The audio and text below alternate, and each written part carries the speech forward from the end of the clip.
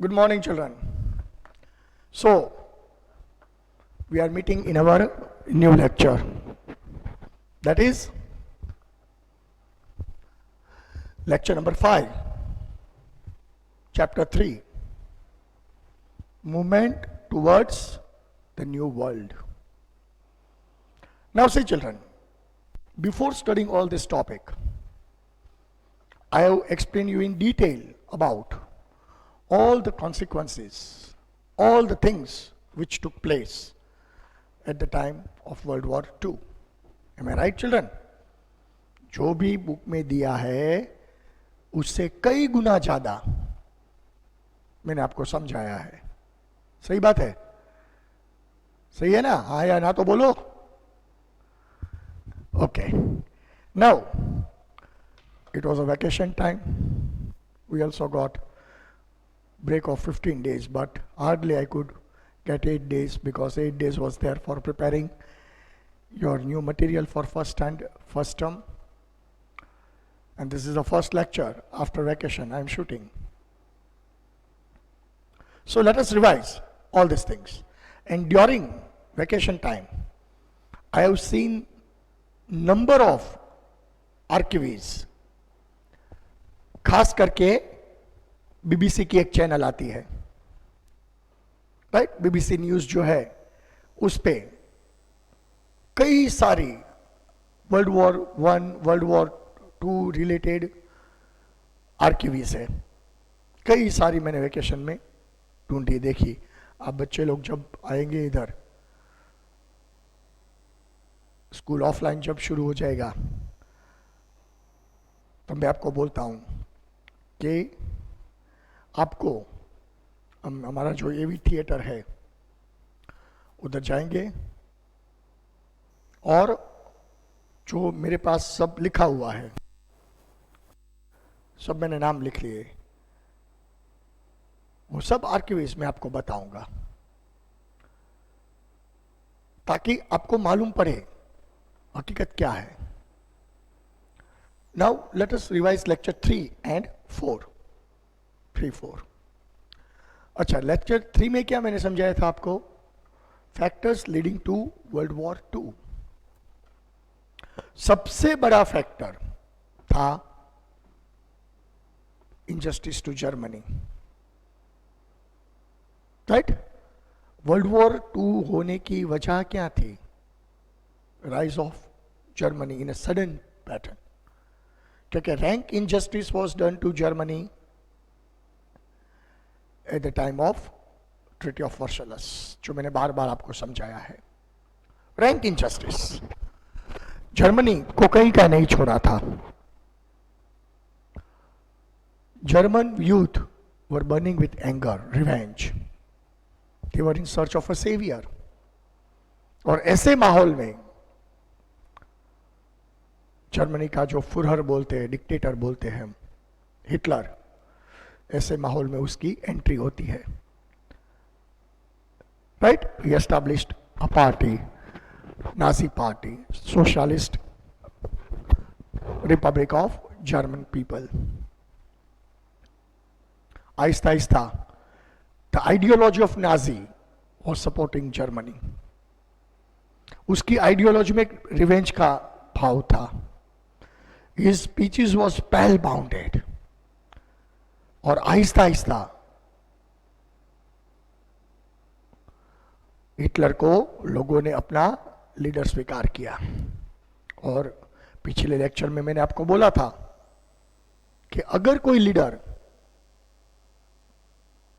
अगर कोई नेता एक बार जब लोगों के दिल पे पहुंच जाते हैं, दिल के अंदर जगह बना लेते हैं, तब उसको निकाल लगभग नामुमकिन है. सही बात है. हिटलर का ऐसा ही हुआ. इटली में फैसिज्म का जन्म हुआ. Mussolini took the advantage of this situation because Italy was also burned by treaty of Versailles. उसको दूसरी तरीके से अन्याय हुआ था. जापान को भी अन्याय हुआ था. तो ये जो सारे फैक्टर्स इकट्ठे आने लगे, एक के बाद एक, एक के बाद एक, वर्ल्ड वॉर 2 की नींव रख दी। वर्ल्ड उभर रहा था वर्ल्ड वॉर 1 की बर्बादी से। आहिस्ता आहिस्ता इकोनॉमी पटरी पे आ रही थी।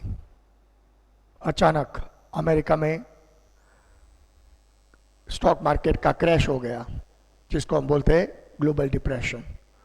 वॉल स्ट्रीट मैंने आपको समझाया था ना, कई सारे फोटोग्राफ्स बाकी सब है, आप गूगल में देखना, बराबर, इससे ज़्यादा आपको माहिती मिलेगी।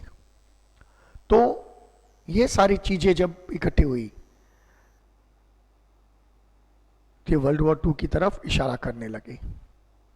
Germany became powerful in no limit of time, in very short span of time Germany became powerful.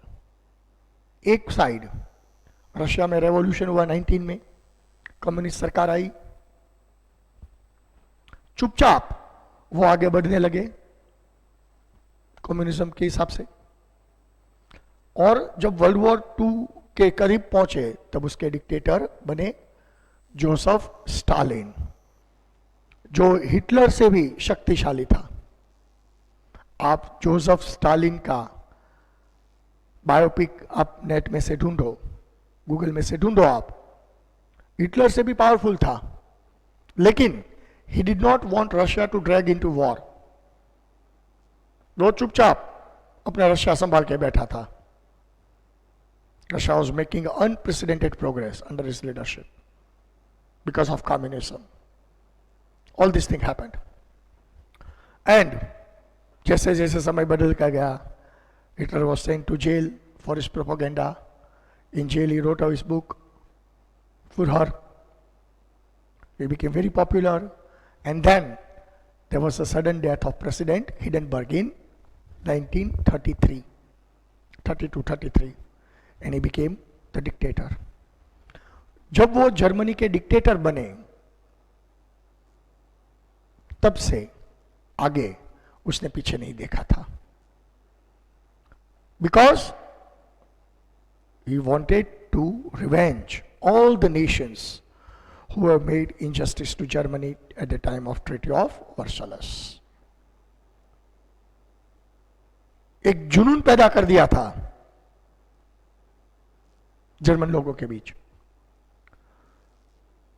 And in the late phase of 1935, when everything was established, he gave a slogan कि Aryans are born to rule the world.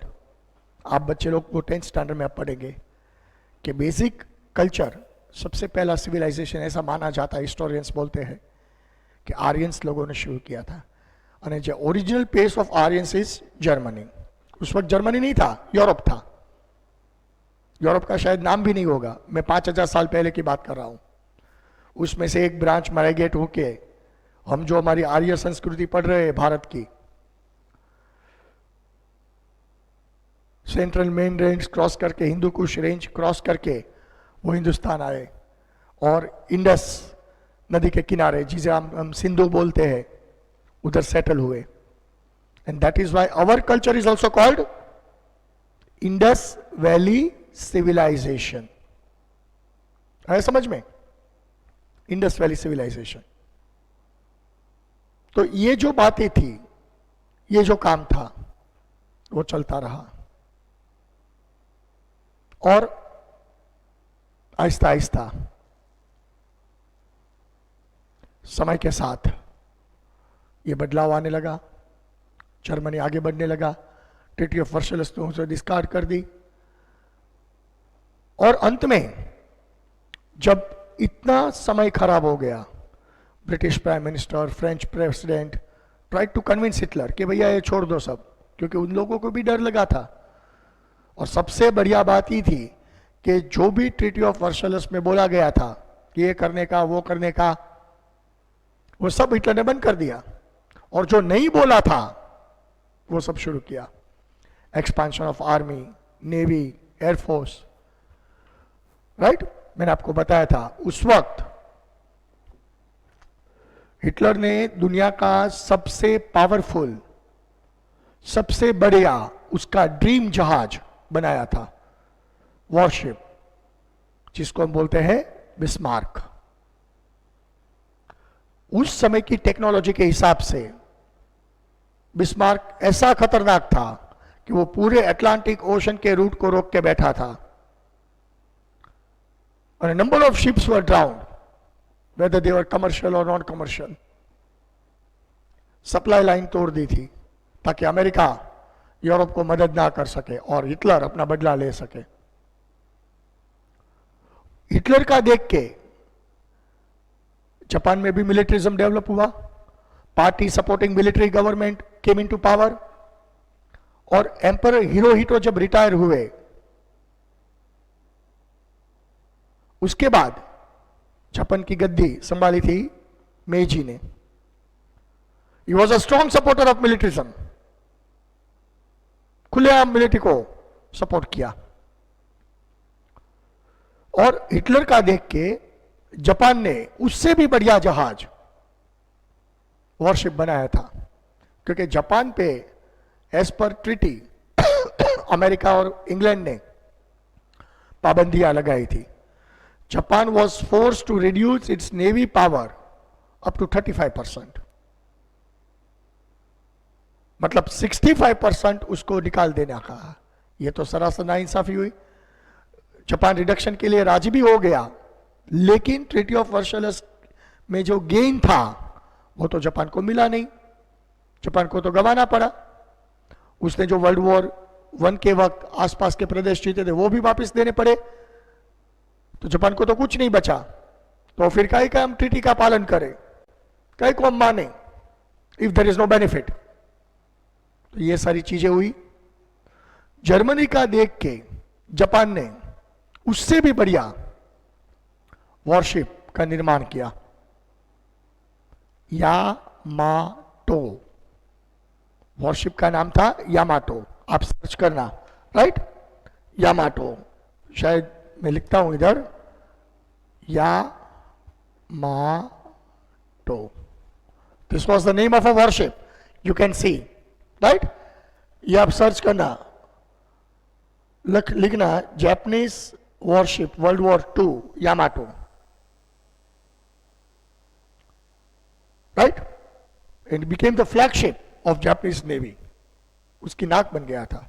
और ये world war की नींव रखी जाने की मैं बात कर रहा हूं आपसे। तो ये सारी चीजें जब इकट्ठा हुई तो 1939 में वर्ल्ड वॉर शुरू हुआ। For no cause of reason Hitler ने सडन अटैक किया था जेकोस्लोवाकिया के, क्योंकि जेकोस्लोवाकिया में पोर्ट डेंजिंग जो था वो हिटलर को चाहिए था। जेकोस्लोवाकिया छोटा देश है, सॉरी जेकोस्लोवाकिया नहीं, सॉरी बच्चों, पोलैंड छोटा देश है, जर्मन लोग ज्यादा रहते हैं। पोलैंड का पोर्ट ऑफ डेंजिंग स्ट्रेटेजिकली जर्मनी के लिए इंपॉर्टेंट था। हिटलर ने मांगा, पोलैंड ने मना कर दिया।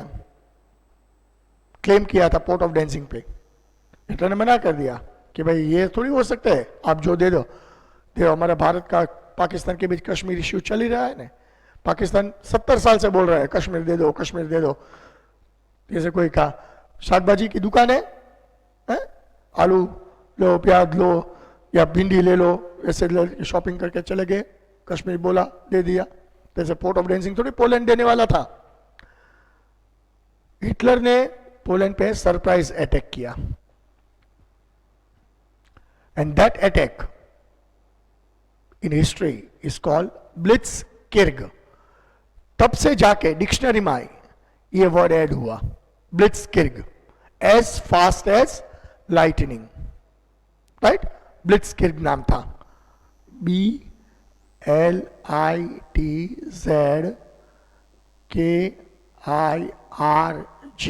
किर्ग। एज इसका ये जर्मन वर्ड है, इसका नाम होता है, इसका मीनिंग होता है as fast as lightning. Poland was shocked, and Poland was a small nation. It could not fight against the mighty Germany. So, within a day, Poland surrendered. और पोलैंड की तरफ से इंग्लैंड ने और फ्रांस ने Germany पे war जाहिर किया और ऐसे वर्ल्ड वॉर टू शुरू हुआ. तो let us see 2 points on page number 17. Imperialistic ambition of Adolf Hitler. Hitler laid the foundation of Second World War. He had a fierce nationalistic and militaristic nature. खतरनाक स्वभाव था. That is why he wished the unity, stability and prosperity of Germany at any cost. ये जो मैंने बोला था ना treaty of वर्सल्स में जो जर्मनी को घोर अन्याय हुआ था उसका बदला तो लेना ही पड़ेगा. बराबर है. जो जर्मनी को घोर अन्याय हुआ था उसका बदला तो लेना ही पड़ेगा. ये तो चलेगा ही नहीं. इसीलिए हिटलर ने सारे कॉन्सिक्वेंस बदल दिए. The first victim of his imperialism was Austria. उसकी जन्मभूमि. Basically Hitler was from Austria, right. Along with German army, he entered Austria on 12th March 1938. उस वक्त वर्ल्ड वॉर 2 शुरू नहीं हुआ था. शुरू नहीं हुआ था. आया समझ में? On the very next day of Munich convocation, Germany had captured Czechoslovakia, 1st October 1938. After that, he captured port of Memel in Lithuania in 1939. उस वक्त लिथुआनिया अलग राष्ट्र नहीं था. It was controlled by Soviets, Russia. फिर भी Stalin चुप रहा.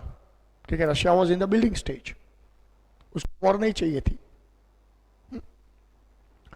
Thus, the great grand German nation was created by Hitler. Policy of expansion.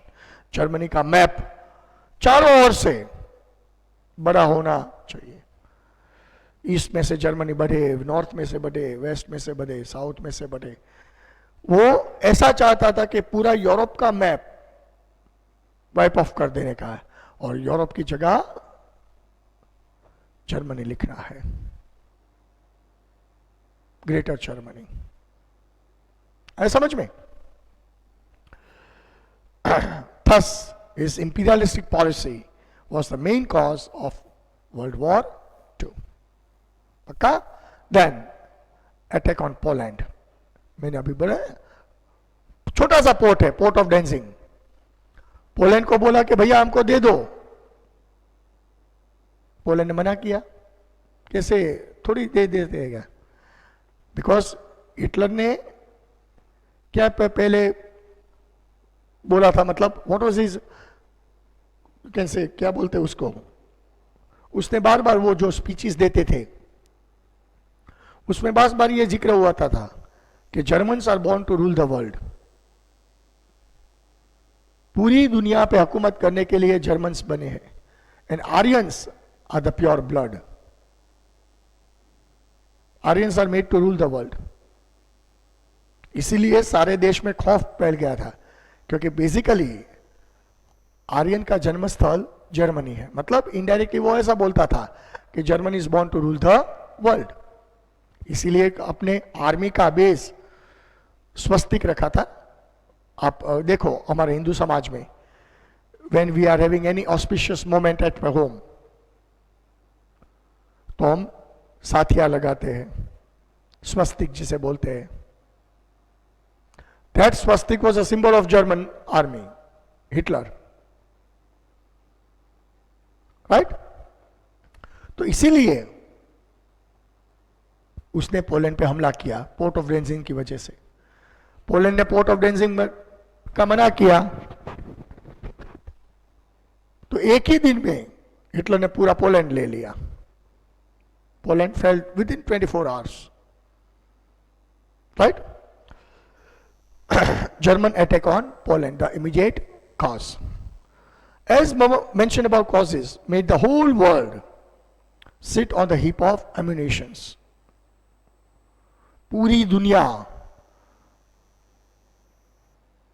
आज वेपन्स के ढेर पे बैठी थी। मैंने बोला था ना, जर्मनी ने ग्रैंड शिप बनाया था बिस्मार्क, तो उसका देख के जापान ने ट्रीटी ऑफ वर्सलस तोड़ के लीग ऑफ नेशंस में से निकल के भव्य जहाज बनाया था Yamato.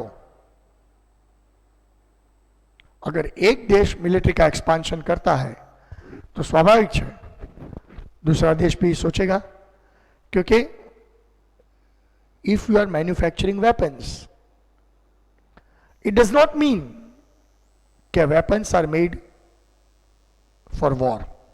M I right? Weapons are made for war, it is not true. कि अगर आपके पास वेपन्स है तो वॉर करना जरूरी है, ऐसा नहीं है, ऐसा नहीं है। But it increases the possibility of war. है समझ में? Because of weapons, piles of weapons, the possibility of war increased. Understood? Even a small spark could blow the whole world. तो जैसे मैंने आपको बताया, इवन एक छोटी सी घटना भी दुनिया को कहां ले जाएगी मालूम नहीं था, क्या होगा मालूम नहीं था। ठीक जैसे वर्ल्ड वॉर 1 में सर्बिया ऑस्ट्रिया के बीच हुआ था, ऐसी छोटी घटना वर्ल्ड वॉर 2 का निमित्त बनी, port of Danzig, right? And this spark was the German attack on peaceful Poland. क्यों पोलैंड पर हमला किया था? क्योंकि जर्मनी ने पोर्ट ऑफ डेंजिंग मांगा था, पोलैंड ने मना कर दिया। तो जर्मनी ने 1 सितंबर 1939 को पोलैंड पे हमला कर दिया। And Poland is a very small nation, it could not defend itself against mighty Germany. So within 24 hours, Poland fell. Thus, World War II started. Britain and France want Germany to stop the war immediately, but Germany ignored the warning. And that is why unitedly Britain and France declared war on Germany. Germany तो वो राह देख के ही बैठा था कि कब Britain और फ्रांस हमारे ढांचे में आ जाए, उसका हिसाब कर देते। Hence Britain and France plunged into the war. Consequently the war spread in entire nation. शुरू हो गया तो पहले तो जर्मनी ने फ्रांस को एक ही महीने में हरा दिया था। France came under control of Germany. पूरी यूरोप में दबदबाटी चला रही थी, क्योंकि इटली अफ्रीका पे नजर कर रहा था, ब्रिटिश कॉलोनीज, फ्रेंच कॉलोनीज पे, और जर्मनी यूरोप में तबाही मचा रहा था। एक के बाद एक देश जर्मनी, इटली जीतते जा रहे थे। 1940 के करीब जर्मनी सुपर पावर हो गया यूरोप का, अनचैलेंज्ड हो गया। कई सारे देश हिटलर ने जीत लिए थे। अब सिर्फ एक ही देश बचा था यूरोप में, जो था ब्रिटेन। ब्रिटेन क्यों बचा था? क्योंकि it is island nation. And intentionally Germany Britain को ऐसे ही रखा था, क्योंकि उसको कॉन्फिडेंस था कि कभी भी ब्रिटेन को हम खा जाएंगे। लेकिन it was wrong. Britain put a very strong resistance against mighty Germans, और खास करके ब्रिटिश एयरफोर्स जो है, रॉयल एयरफोर्स, और ब्रिटिश की जो नेवी थी, रॉयल नेवी, उन्होंने डटकर सामना किया। कई सारी इंसिडेंट्स है जो मैंने बोला था। जर्मनी का ड्रीम शिप था, हिटलर का ड्रीम शिप बिस्मार्क, उसको भी रॉयल नेवी ने तोड़ दिया था, उसका शिकार कर दिया था। 3 ब्रिटिश जहाज ने मिलके बिस्मार्क को डुबो दिया था अर्जेंटीना के करीब, राइट? ये सब मैंने पढ़ा है, ये सब डेटा अवेलेबल भी है गूगल पे, राइट? और बिस्मार्क के जाने से जर्मनी का नेवी थोड़ा वीक हुआ और British got the advantage. Right? It is said in the month of September, October and November, that is 3 months, 19 शायद 42 है, 42 या 43, ब्रिटेन की हालत भी बहुत पतली हो गई थी. जर्मनी से ज्यादा नुकसान उसको हुआ था, ऐसा बोला जाता है कि in this 3 months Germany carried out 90,000 sorties, air attack. मतलब एक महीने का 30,000. 90,000 attacks within 3 months on British soil. क्योंकि बेल्जियम जर्मनी के कब्जे में आ गया था, फ्रांस भी जर्मनी का था, तो फ्रांस और बेल्जियम को बेस बना के दिन रात जर्मन एयरफोर्स ने हमला किया था ब्रिटेन पे, तबाह कर दिया था ब्रिटेन को. आज जो हम बड़े बड़े सिटी देखते थे सब राख के ढेर में परिवर्तित हो गए थे, खंडहर बना दिया था. London, Glasgow, Manchester, Liverpool, right, जो बड़े बड़े सिटीज थे यूरोप ब्रिटेन के, खत्म हो गए थे. लेकिन ब्रिटेन सर्वाइव्ड. वो ब्रिटिश ने हार नहीं मानी थी. दे रेजिस्टेड द जर्मन्स. और उसके बाद रशिया पे हमला किया. वो हिटलर की सबसे बड़ी गलती थी. एक तो 3 साल से वॉर चल रहा था, 42 में हमला किया, German soldiers were tired. Russia को उसने अंडर एस्टिमेट किया था. Russia was not interested in war. और दिसंबर का महीना था, रशिया में तो कितनी ठंड होती है. जर्मन ने हमला किया रशिया पे. Russia to their surprise fought very bravely, बहुत अच्छी तरीके से जवाब दिया.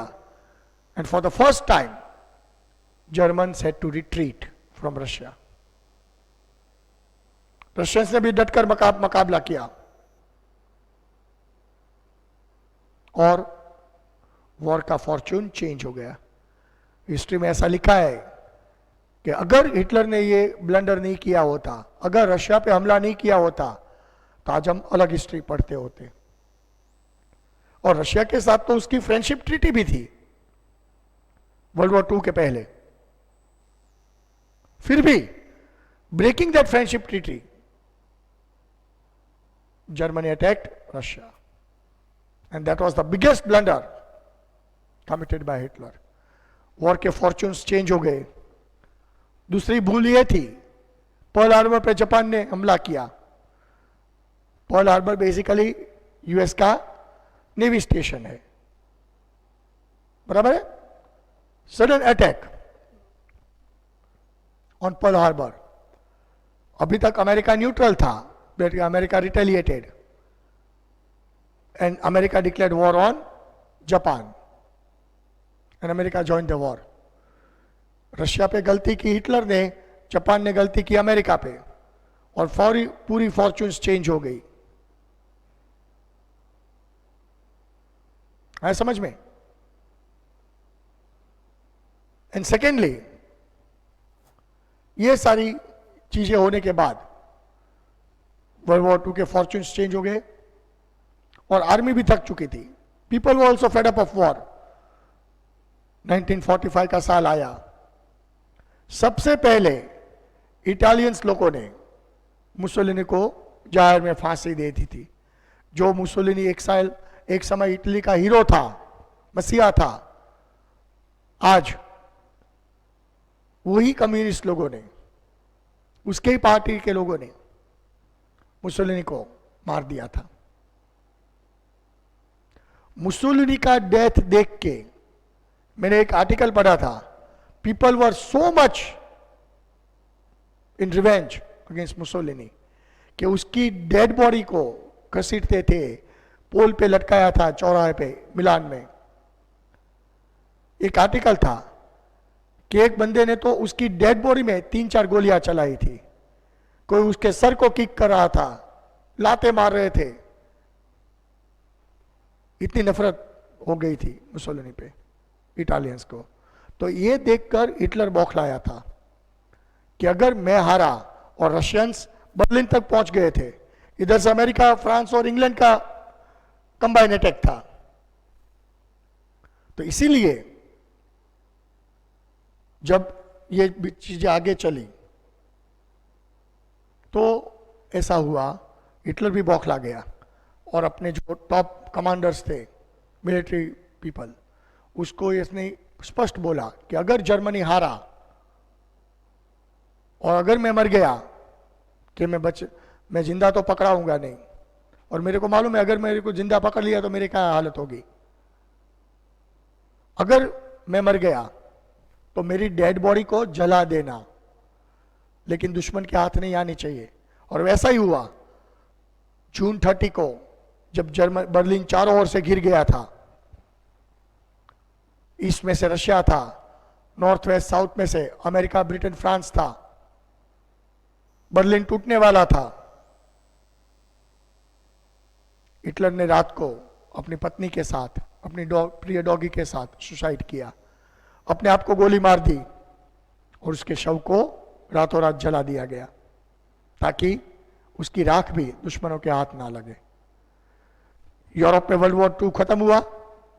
अब now allied forces concentrated on Japan. Japan खूब आगे बढ़ रहा था and America was desperate to bring this war to end. तो अमेरिका ने एक घातक स्टेप लिया, घातक स्टेप लिया। अमेरिका ने न्यूक्लियर बॉम्ब का यूज किया। पहली बार दफा हिस्ट्री में न्यूक्लियर बॉम्ब का यूज हुआ। राइट? फोटोग्राफ दिया है, आप ढूंढना। पहला बॉम्ब हिरोशिमा पे गिरा, instantly lakhs of people died, पूरा सिटी राख का ढेर बन गया। फिर भी जापान आगे बढ़ रहा था। इट वॉज 6 अगस्त 1945।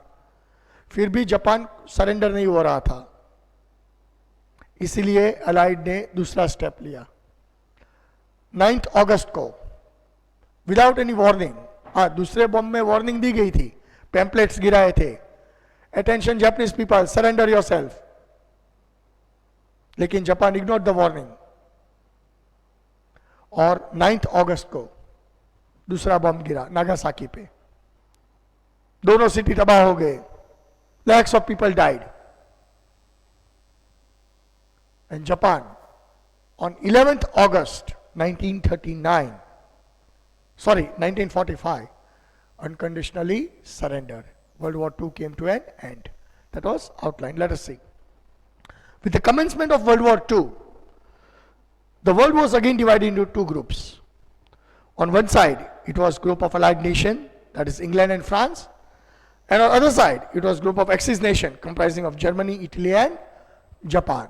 क्या क्या हुआ था इसमें कुछ नहीं दिया, मैंने आपको डिटेल में बताया अभी पूरे लेक्चर में, right? Beside this, some other factors were war-driven mentally has entered this. Japan attacked America. American Navy at Pearl Harbor. America was a neutral nation. उसको वॉर से कोई लेना देना नहीं, उसको बिजनेस था, क्योंकि जब वॉर चल रहा था तो अमेरिका पूरा बिजनेस कर रहा था। आए समझ में? As a result, America joined the war, making Allied stronger. When the war was going on full swing, Russia का कुछ दिया भी नहीं है इधर, देखो छोटा सा पैराग्राफ में समझा दिया है, इसलिए मैंने आपको डिटेल में बताया ना। America dropped atom bombs on 2 cities of Hiroshima and Nagasaki of Japan. And on 11th August 1945, World War II came to an end. Right? उसके बाद क्या हुआ? तो economic consequences. The war had a horrendous destruction. Horrendous मतलब unimaginable destruction, जिसका कोई आप calculation ही नहीं कर सकते हो। समझ में? All the nations involved in war incur huge expenses. America has spent $350 billion and other nation has spent more than $1,000 billion. Property worth the same had been destroyed. पूरा यूरोप तबाह हो गया था. England lost its property worth 2,000 crore and about Germany, one cannot imagine. Germany को तो last phase में इन लोगों ने दबोच लिया था. अब वर्ल्ड वॉर 2 के फोटोग्राफ आप देखो, बर्लिन को खंडेर बना दिया था, स्मशान बना दिया था. Right?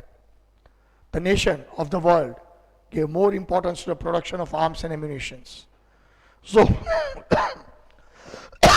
there was a scarcity of basic goods. Production reduced, inflation, मतलब महंगाई increased. People were struggling for livelihood. खाने के लाले पड़ गए थे, क्या करें? As a result, the economy of the nation shattered. तबाह हो गई थी economy. As a result, the nations of the world were pushed into economic depression. And there was a major change in the policies of world. War खत्म हुआ और China में Russia की मदद से रेवोल्यूशन हुआ. उधर भी एक कम्युनिस्ट गवर्नमेंट आई. राइट, वो मैं आपको बाद में समझाऊंगा डिटेल में. Many nations of the world were impressed by the way Russia had made a fast progress in communist countries. With the Bolshevik Revolution in 1917, Russia की inspiration लेके China too was impressed.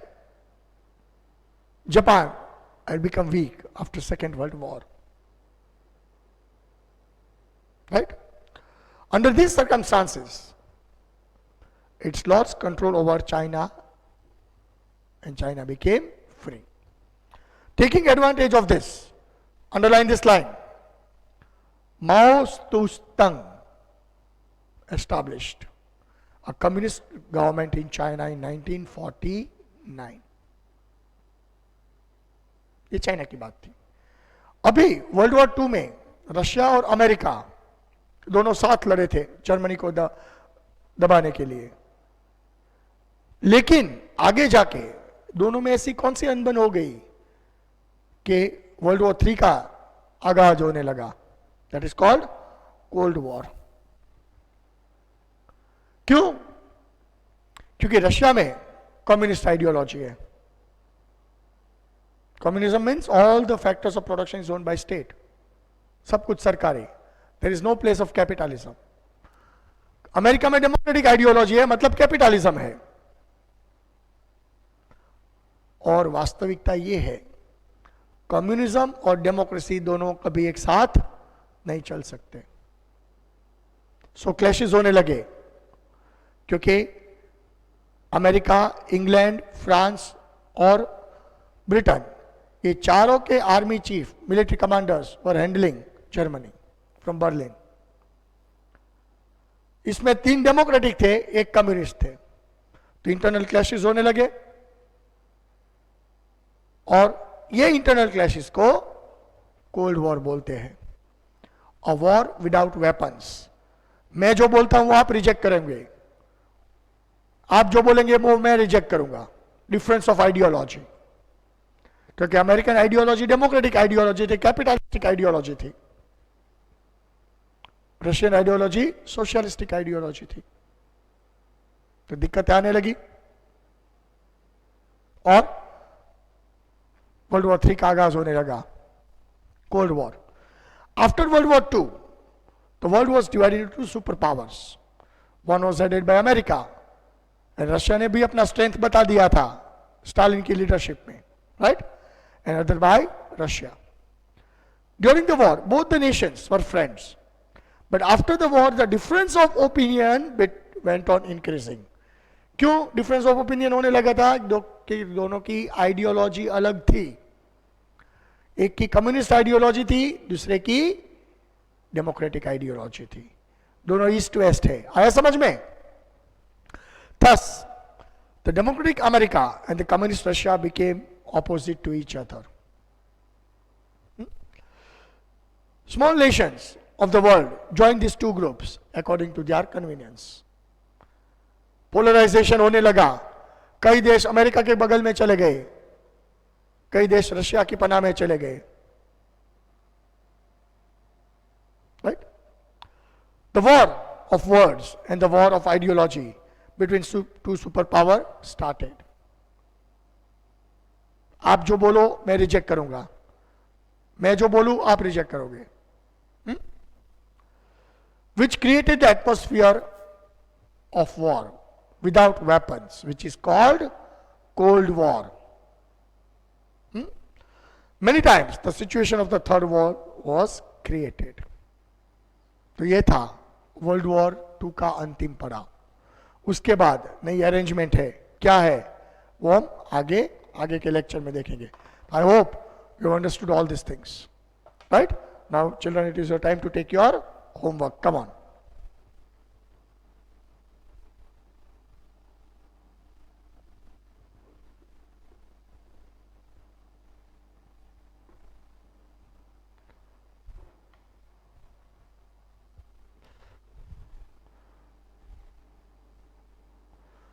Question number 1. Write in brief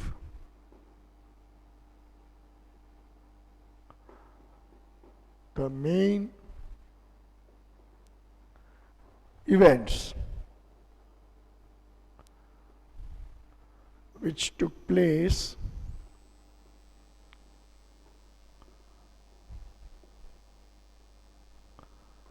during World War II. Right? Question number 2. Explain in brief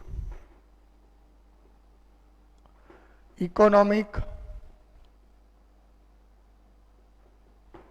effect of World War II. तो ये 2 questions आपको homework में भेजने हैं. Number 1, right in brief the main events which took place during world war 2. मतलब outline of world war 2. वो आप पूरा मैंने मटेरियल में दिया है, आप पूरा लिखना. Second, explain in brief the economic effect of world war 2. है समझ में? पक्का? So, this is your topic, right? In next topic, that is called lecture number 6, we'll study more further about new arrangement of new world. Okay, children, I hope you enjoyed this lecture. See you in next lecture. Till then, goodbye. Take care.